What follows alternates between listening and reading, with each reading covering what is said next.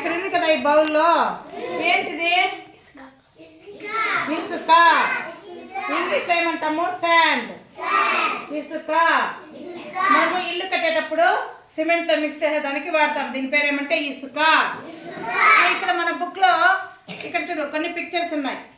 ఏమి ఇక్కడ? Carrot, onion, beetroot, tomato, capsicum, ఇలాంటి బొమ్మలు ఉన్నాయి కదా. దీన్ని ఏమంటాము? ఫెవిస్టిక్, గమ్.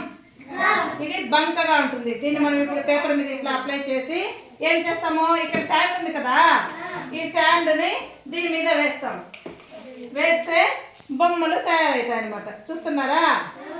చూడు, నేను ఎట్లా వేసినాను?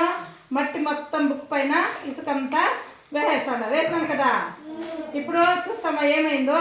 ఒకసారి ఓపెన్ చేసి ఏం వేసాను? శాండ్. బుక్ పైన వేసినాం కదా. ఇప్పుడు చూస్తామా? చూడు, గమ్ ఎక్కడుందో అక్కడంతా ఈ విధంగా అంటుకొని ఉంటుంది. ఇది ఇసుకతో మనము పేపర్ పైన చేసే యాక్టివిటీ అన్నమాట.